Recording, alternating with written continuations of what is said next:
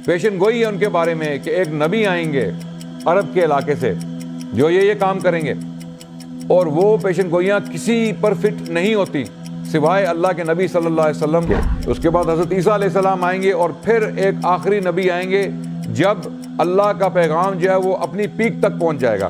یہ لوگ یہود و نصارہ پاتے ہیں اللہ کے نبی محمد صلی اللہ علیہ وسلم کو لکھا ہوا مکتوباً عندہم اپنے ساتھ اپنی کتابوں میں، تورات اور انجیل میں ان کا ذکر ہے۔ یہ دعویٰ کر دیا قرآن نے۔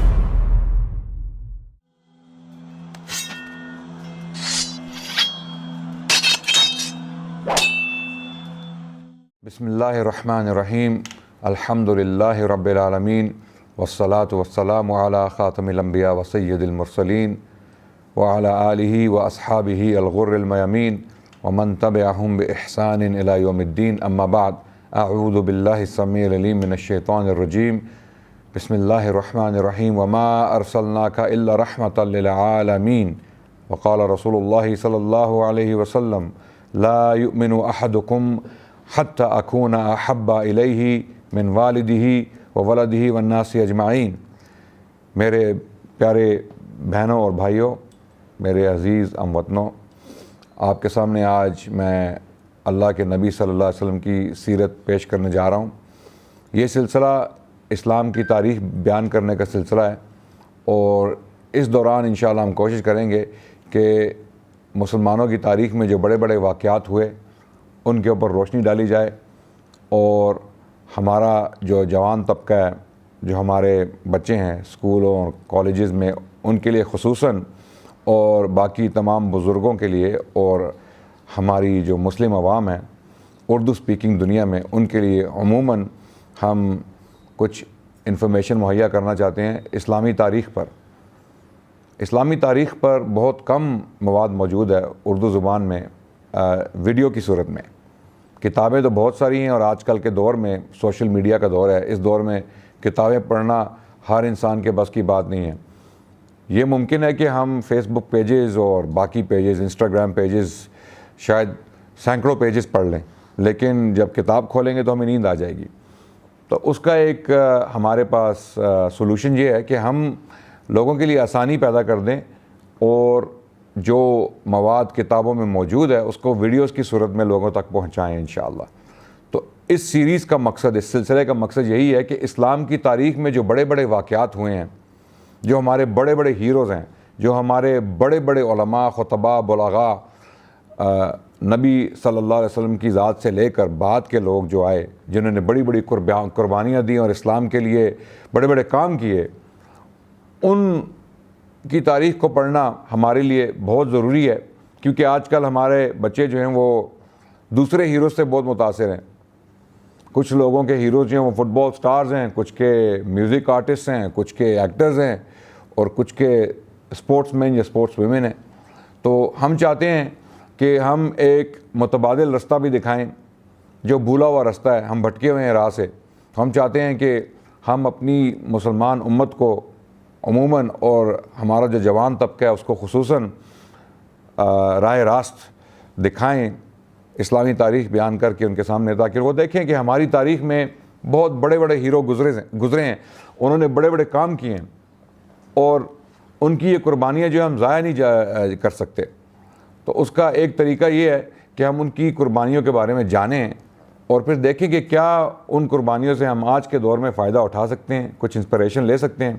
تو اس سیریز کا، اس سلسلے کا مقصد یہی ہے کہ اسلام کی تاریخ آپ کے سامنے بیان کی جائے، اور یقیناً سب سے پہلے ہم حضرت محمد صلی اللہ علیہ وسلم، خیر البشر، سید الانبیاء، ان کی سیرت سے شروع کریں گے۔ بہت ساری کتابیں بھی لکھی جا چکی ہیں اس موضوع پہ، بہت سارے علماء نے گفتگو بھی کی ہے۔ ہم کوشش کریں گے کہ ہم مختصراً اللہ کے نبی صلی اللہ علیہ وسلم کی سیرت کو بیان کریں شروع میں، اور اس کے بعد انشاءاللہ خلفائے راشدین کی زندگیوں پر روشنی ڈالیں، اور پھر اس کے بعد کے جو تاریخی واقعات ہیں ان کی طرف بڑھتے چلیں، اور جو اسلامی تہذیب ہے جو خلفائے راشدین کے دور کے بعد شروع ہوئی، جو بنو امیہ کا دور ہے، بنو عباس کا دور ہے، یا اس کے بعد کے جو ادوار ہیں ان کے اوپر انشاءاللہ تفصیل سے روشنی ڈالنے کی کوشش کریں گے تاکہ آپ لوگ اسلامی تاریخ سے آگاہ ہو سکیں اور اس سے انسپریشن لے سکیں۔ تو ہم شروع کرتے ہیں اللہ کے نبی صلی اللہ علیہ وسلم کی سیرت سے۔ نبی صلی اللہ علیہ وسلم کی ذات کو جاننا ہمارے لیے کیوں ضروری ہے؟ ایک شخص صلی اللہ علیہ وسلم جو آج سے 1400 سال پہلے زندہ تھے، عرب کے علاقے میں، عرب مکے کی سنگلاخ پہاڑیوں کے درمیان ان کی پیدائش ہوئی مکے کے شہر میں، اور آج بھی اگر آپ مکے جائیں تو آپ دیکھیں گے کہ مکے کے آس پاس جو ہے وہ بنجر علاقہ ہے، وہاں پر کاشتکاری نہیں ہو سکتی۔ تو ایک بنجر علاقے میں، ایک سنگلاخ پہاڑوں کے خطے میں اللہ سبحانہ و تعالیٰ نے اس نبی کو پیدا کیا۔ اول تو ہم یہ دیکھیں گے کہ ان کی اہمیت، اللہ کے نبی صلی اللہ علیہ وسلم کی اہمیت جو ہے وہ کیا پہلے بھی بیان ہوئی، کیا ان کے بارے میں کچھ پہلے بھی پیشن گوئیاں کی گئیں، یا ان کی پیدائش ایک شوق کی صورت میں دنیا کے سامنے آئی کہ ایک دم ایک نبی پیدا ہو گیا اور انہوں نے نبوت کا دعویٰ کر دیا۔ اور آپ کو یہ بات بتاتا چلوں کہ جن لوگوں نے نبوت کے دعوے کیے اللہ کے نبی صلی اللہ علیہ وسلم کے بعد، ان کی نبوتیں جو ہیں وہ جھوٹی نبوتیں، وہ شوق کی صورت میں دنیا کے سامنے آئیں، وہ ایک دم نبوت کا دعویٰ کر دیا، نہ ان کے پیچھے کوئی پیشن گوئیاں تھی، وہ تو ہو ہی نہیں سکتی تھی، کیونکہ اللہ کے نبی صلی اللہ علیہ وسلم نے بہت صاف الفاظ میں بتا دیا کہ لا نبی بعدی، میرے بعد کوئی نبی نہیں آنے والا۔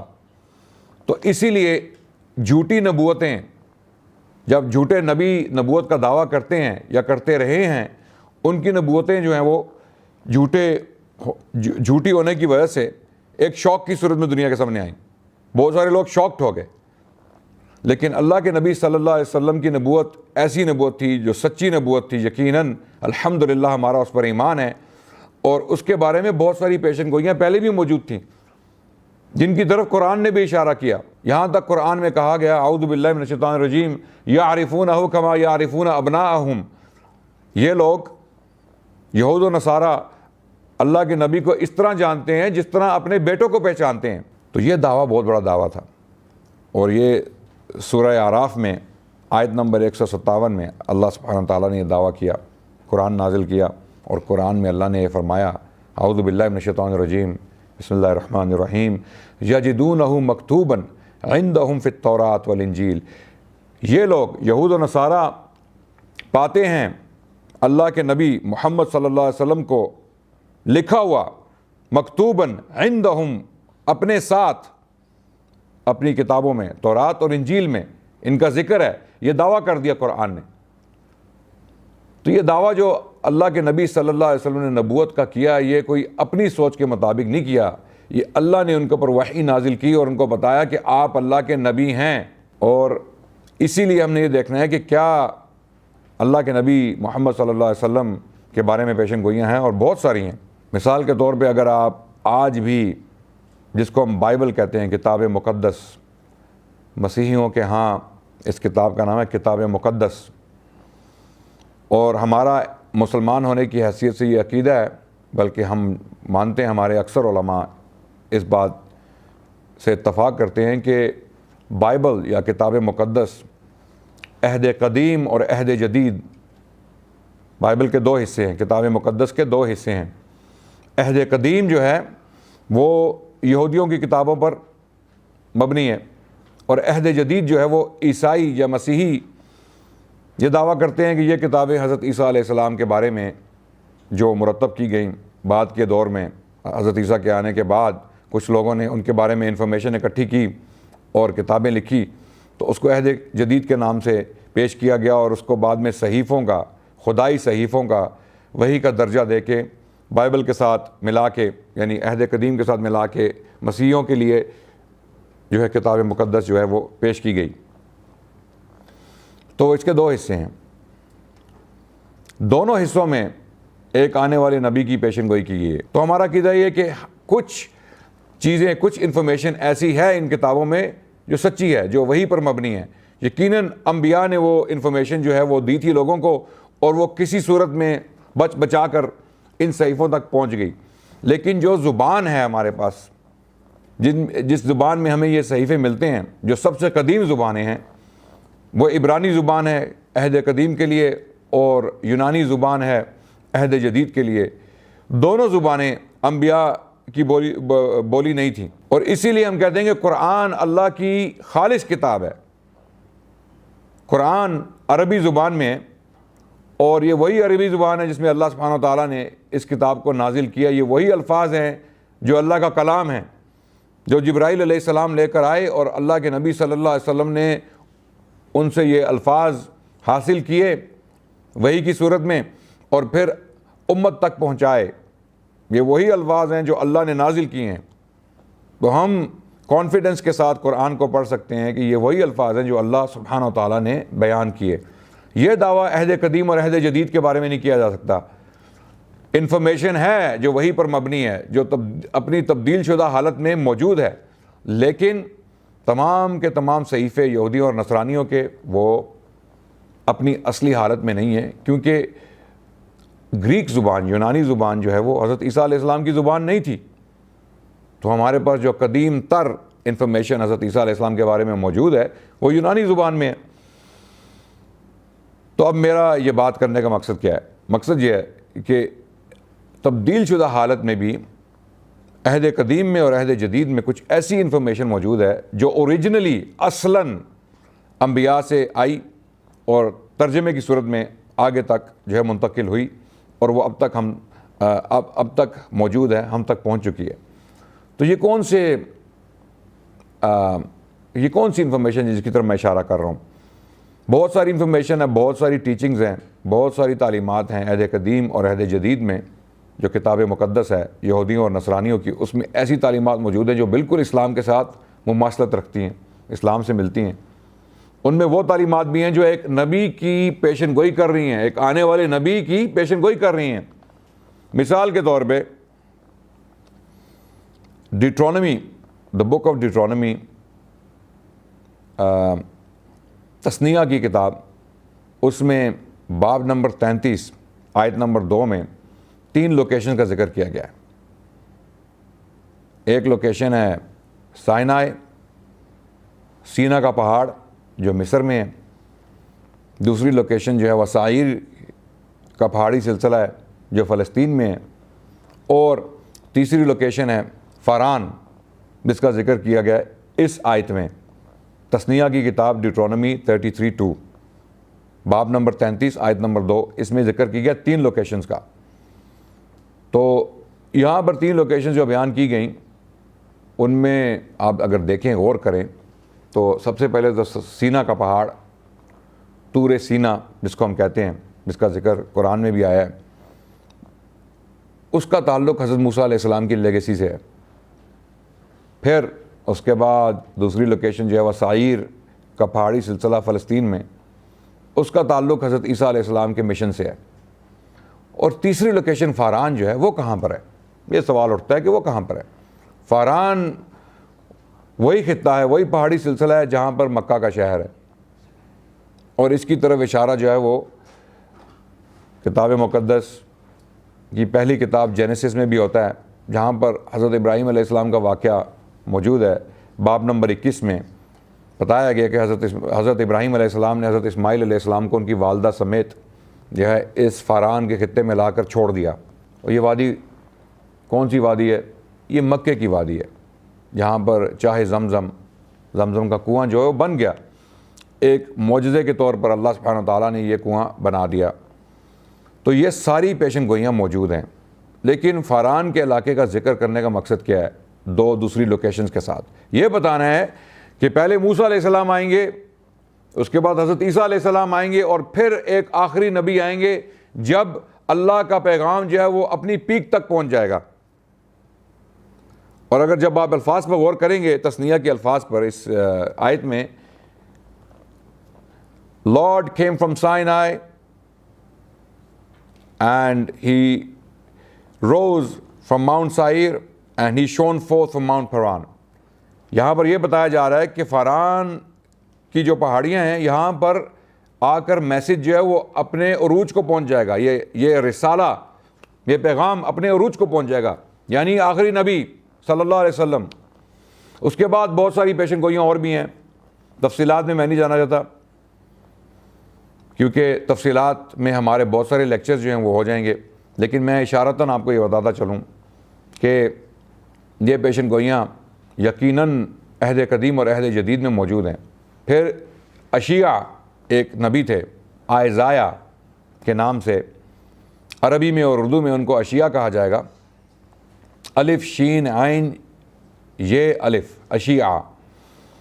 ان کی کتاب میں باب نمبر 42 میں ایک نبی کی پیشن گوئی ہے کہ عرب کے علاقے سے ایک نبی اٹھیں گے اور وہ دنیا میں جو ہے وہ امن پھیلا دیں گے، انصاف قائم کیا جائے گا، اور اس انصاف کا انتظار بہت سارے جزیرے کریں گے، اور وہ لوگوں کو ظلمات سے نکال کے نور کی طرف لائیں گے، اور لوگوں کو جیل خانوں سے نجات دلائیں گے، جو روحانی جیل خانے جن میں لوگ بند ہیں، اور بت پرستوں کو شرمسار کریں گے، اور ایک نیا قانون، ایک نیا ضابطہ حیات لے کر آئیں گے، اور ان کا تعلق جو ہے وہ کیدار کی آبادیوں سے ہوگا۔ یہ آیت نمبر 11 میں صریحتاً لکھا ہوا ہے کہ ان کا تعلق کیدار کی جو آبادیاں ہیں ان سے ہوگا۔ اب کیدار کون ہیں؟ کیدار جو حضرت اسماعیل علیہ السلام کے بیٹوں میں سے ہیں، دوسرے بیٹے ہیں۔ نبت پہلے بیٹے تھے، دوسرے بیٹے کا نام کیدار تھا۔ اور جب ہم اللہ کے نبی صلی اللہ علیہ وسلم کی جینیالوجیز، ان کا شجرہ مبارک، شجرہ نسب جو اللہ کے نبی صلی اللہ علیہ وسلم کا ہے، اس کو اٹھا کے پڑھیں گے تو ہمیں نظر آئے گا جو شجرہ نسب اللہ کے نبی صلی اللہ علیہ وسلم کا ہم تک پہنچا ہے، اس کی دو سورسز ہیں۔ ایک سیرت ابن اسحاق میں ہے، اور دوسرا جو ہے شجرہ نسب وہ بیان کیا ہے محمد بن سعد۔ دونوں تقریباً علماء 2 صدی ہجری میں ان کی وفات ہوئی، دونوں کی، محمد بن اسحاق کی اور محمد بن سعد دونوں کی۔ انہوں نے سیرت پر بڑا کام کیا اور بڑا مواد اللہ کے نبی صلی اللہ علیہ وسلم کے بارے میں اکٹھا کیا اپنے اساتذہ سے، اور ان کی وفات دونوں کی 2 صدی ہجری کی ہے۔ تو ان دونوں نے شجرہ نسب اللہ کے نبی صلی اللہ علیہ وسلم کا جو ہے وہ جمع کیا، اور ایک شجرہ جو ہے وہ حضرت کیدار تک پہنچتا ہے۔ یعنی کیدار جو ہیں وہ حضرت محمد صلی اللہ علیہ وسلم کے 60ویں باپ، یعنی 60 نمبر پہ ہیں، حضرت اسماعیل کی اولاد میں سے ہیں، دوسرا بیٹا ہے ان کا۔ تو اس سے یہ پتہ چلتا ہے کہ حضرت اسماعیل تک جو نبی صلی اللہ علیہ وسلم کا سلسلہ پہنچتا ہے، اس کی ایک جینیالوجی، ایک شجرہ نسب جو ہے وہ کیدار کے تھرو، ان کے ذریعے حضرت اسماعیل تک پہنچتا ہے۔ حضرت محمد صلی اللہ علیہ وسلم کا حکم تھا کہ میرا جو شجرہ نسب ہے وہ عدنان تک بیان کرو۔ عدنان سے اوپر جو ہے اس کے اوپر علماء کا اتفاق نہیں ہے، اور اللہ کے نبی صلی اللہ علیہ وسلم نے خود یہ جو ہے ایک انسٹرکشن دی کہ عدنان سے اوپر شجرہ نسب بیان نہ کیا جائے۔ لیکن جن علماء نے عدنان سے اوپر شجرہ نسب بیان کیا، انہوں نے اس لیے کیا کہ لوگوں تک جو موجودہ انفارمیشن ہے وہ پیش کر دی جائے۔ بے شک لوگ اس کو نہ مانیں، اس پر یقین نہ کریں، کیونکہ عدنان سے اوپر جو شجرہ نسب ہے اس میں اختلاف ہے، شدید اختلاف ہے۔ جو اہل نسب ہیں، جو انساب کے ماہر تھے، جو عرب دنیا میں عربوں کے ہاں نسب جو حفظ کرتے تھے، ان کے ہاں اختلاف تھا، اس وجہ سے اس کو چھوڑ دیا گیا۔ لیکن کچھ علماء نے اس کو بیان کیا۔ اس کی وجہ یہ تھی کہ لوگوں تک یہ انفارمیشن پہنچائی جائے کہ یہ انفارمیشن بھی موجود ہے، ضروری نہیں ہے کہ اس پر یقین کیا جائے، اس کو مانا جائے۔ تو اس میں کوئی شک نہیں ہے، یہ صحیح روایات سے ثابت ہے کہ حضرت محمد صلی اللہ علیہ وسلم حضرت اسماعیل علیہ السلام کے ڈائریکٹ ڈسینڈنٹ تھے، ان کی اولاد تھے براہ راست۔ یعنی حضرت محمد صلی اللہ علیہ وسلم کا شجرہ نسب جو ہے وہ حضرت اسماعیل تک پہنچتا ہے، یہ صحیح روایات سے ثابت ہے۔ تو یہاں تک کہا گیا اس پیشن گوئی میں، اشیاء کی کتاب میں باب نمبر 42 آیت نمبر 11 میں، کہ کیدار کے جو گاؤں ہیں ان کو خوشیاں منانی چاہیے، پہاڑوں پر چڑھ کے پہاڑوں سے ایک نیا جو ہے وہ ایک نیا کلام جو ہے وہ گانا چاہیے۔ اب کیدار کے لوگ کہاں پر بستے تھے؟ وہ عرب میں بستے تھے، اس کا بھی ذکر عہد قدیم میں موجود ہے. اسی کتاب میں اشیاء کی کتاب میں باب نمبر 21 میں موجود ہے آیت نمبر 13 میں کہ کیدار کے جو لوگ تھے وہ عرب میں تھے. تو یہ پیشن گوئی عرب کے بارے میں. عرب سے تو کوئی ایسا نبی نہیں آیا جس نے پوری دنیا میں امن پھیلا دیا ہو, جس نے بت پرستوں کو شرمسار کیا ہو, جس نے لوگوں کو جیل خانوں سے, ڈنجن سے نکال کے, ظلمات سے نکال کے نور کی طرف لایا ہو. تو ایسا تو کوئی نبی نہیں آیا عرب سے سوائے اللہ کے نبی صلی اللہ علیہ وسلم محمد رسول اللہ کے. اور ان کے بارے میں جو نشانیاں بیان کی گئی ہیں اس باب میں, باب نمبر 42 میں اشیاء کی کتاب میں, آپ خود اگر پڑھیں گے تو آپ حیران ہو جائیں گے کہ ان نشانیوں کو پڑھنے کے باوجود یہود و نصارہ اللہ کے نبی صلی اللہ علیہ وسلم کا انکار کس طرح کر سکتے ہیں. یہ ایک ڈائریکٹ پیشن گوئی ہے ان کے بارے میں کہ ایک نبی آئیں گے عرب کے علاقے سے جو یہ کام کریں گے, اور وہ پیشن گوئیاں کسی پر فٹ نہیں ہوتی سوائے اللہ کے نبی صلی اللہ علیہ وسلم کے. تو اسی لیے یہ اللہ نے دعویٰ کیا قرآن میں کہ ان کے پاس پیشن گوئیاں ہیں جہاں پر اللہ کے نبی کا ذکر ہے. اور بہت ساری تفصیلات ہیں, بہت ساری پیشن گوئیاں ہیں. اس کے اوپر میں خود ایک ٹیم کے ساتھ کام کر رہا ہوں اسی موضوع پر, اور ہم نے ایک کتاب مرتب کی ہے. اس کا ٹائٹل ہے ابراہیم فلفلڈ, یعنی ابراہیم کی تکمیل ابراہیم علیہ السلام. اس کتاب میں ہم نے وہ سارے دلائل دیے ہیں عہد قدیم اور عہد جدید سے جو اللہ کے نبی صلی اللہ علیہ وسلم کی طرف اشارہ کرتے ہیں, جو پیشن گوئیاں اللہ کے نبی صلی اللہ علیہ وسلم کے بارے میں ہیں. نئی ریسرچ کو سامنے رکھتے ہوئے ہم نے یہ کتاب مرتب کی ہے. اس کے 3 مصنف ہیں بشمول میرے ساجد کے, اور انشاءاللہ یہ کتاب انگلش میں پبلش ہو جائے گی بہت جلد, اور اس کے بعد انشاءاللہ ہم کوشش کریں گے کہ اس کا اردو اور عربی میں بھی ترجمہ کیا جائے. تفصیلات اس کتاب میں آپ کو ملیں گی انشاءاللہ. آگے چلوں, عہد جدید میں بھی جو انفارمیشن حضرت عیسیٰ علیہ السلام کی طرف منسوب کی گئی, بعد کے لوگوں نے جو کتابیں لکھی ان کے بارے میں, اور پھر کچھ انفارمیشن حضرت عیسیٰ علیہ السلام کی طرف منسوب کی گئی کہ یہ حضرت عیسیٰ علیہ السلام کا کلام ہے. اس میں بھی یوحنا کی انجیل میں پیشن گوئیاں ہیں کہ حضرت عیسیٰ علیہ السلام نے فرمایا کہ بہت ساری چیزیں جو میں تمہیں بتانا چاہتا ہوں لیکن ابھی وقت نہیں آیا, میرے بعد ایک سچی روح آئے گی, وہ تم سب کو یہ چیزیں بتائے گی, وہ پیشن گوئیاں کرے گی, وہ میرے بارے میں اچھی باتیں کہیں گے اور میرے کام کی تکمیل ہوگی. تو یہ کون تھے؟ حضرت عیسیٰ کا مشن اس کا مطلب ہے پورا نہیں ہوا علیہ السلام. انہوں نے پیشن گوئی کی کہ میرے بعد بھی کوئی آئے گا جس نے آ کے یہ کام پورا کرنا ہے. اب مسیح جو ہے وہ بضد ہیں کہ یہ روح القدس کے بارے میں کہا جا رہا ہے, لیکن روح القدس تو آلریڈی موجود تھی. کتاب یوحنا میں اس کا ذکر ہے کہ روح القدس جو ہے وہ آ چکی تھی جب حضرت عیسیٰ علیہ السلام کو دریائے اردن میں یحییٰ علیہ السلام نے ایک ڈبکی دی جس کو بیپٹزم کہا جاتا ہے. تو اس وقت آسمان سے فاختہ کی صورت میں روح القدس کا نزول ہوا. تو حضرت عیسیٰ تو کسی اور روح کی بات کر رہے ہیں, یہ کسی اور کے بارے میں پیشن گوئی ہے, اور اس کی تفصیلات انشاءاللہ دوبارہ آپ کو اس کتاب میں ملیں.